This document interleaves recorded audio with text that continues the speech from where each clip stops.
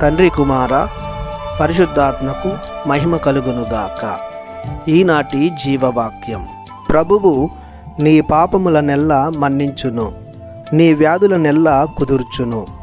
కీర్తన 103 వచనము 3.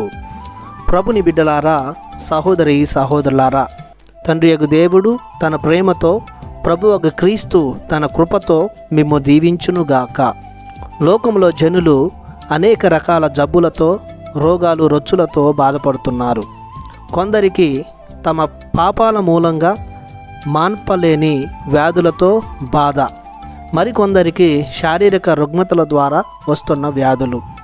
శారీరకంగా వచ్చే వాటిని వైద్యుల సహాయంతో, మందులు మూలికలతో తగ్గించుకోవచ్చు. కానీ పాపాల మూలంగా వచ్చిన శాపాల లాంటి జబ్బులను కేవలం దేవుడు మాత్రమే మాన్పగలడు. అది కూడా ప్రభుని కరుణా కటాక్షముల మూలమున సాధ్యపడును. మరి మొండి జబ్బులుగా మారి ఇబ్బంది పెడుతున్న వాటి నుండి ఉపశమనం పొందాలంటే, పాపాల నుండి మన్నిపును పొందుకోవాలి అంటే తప్పక మనం క్రీస్తు ప్రభుని ఆశ్రయించాలి.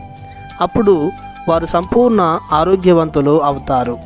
మార్కు శుభవార్త 2వ అధ్యాయము 5వ వచనంలో, పక్షవాత రోగికి స్వస్థతను ఇచ్చుటకు, కుమారా నీ పాపములు క్షమింపబడినవి అని క్రీస్తు పలికెను. వెంటనే పక్షవాత రోగికి స్వస్థత కలిగి తన పడకను ఎత్తుకొని వెళ్ళెను. క్రీస్తు ప్రభువే సకల పాపముల నుండి విడుదలనిచ్చువాడు. చేసిన పాపముల నుండి కలుగు వ్యాధులకు గాను స్వస్థతను ఇచ్చేది కూడా క్రీస్తు ప్రభువే. కావున మనం మన జీవితంలో దీర్ఘకాలంగా వ్యాధితో బాధపడుతున్నామంటే దానికి కారణం మనం చేసిన పాపాలే అని గుర్తించాలి.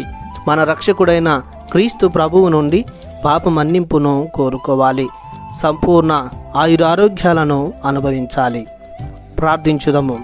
పరమ వైద్యుడవైన మా దేవా, మీ బంగారు పాదములకు వందనాలు చెల్లిస్తున్నాము. మా జీవితం అంతా మిమ్మే ఆరాధించి ఈ లోకములో కొట్టుమిట్టాడకుండా, వ్యాధి బాధలతో సతమతమవ్వకుండా మీ ప్రేమతో మమ్ము మన్నించి మాకు సంపూర్ణ ఆయురారోగ్యములను, ఆయుష్ను దయచేయమని యేసయ్య రక్షణ నామంలో ప్రార్థిస్తున్నాము పరమ తండ్రి. ఆమెన్. దేవుడు మిమ్ము దీవించునుగాక. ఆమెన్.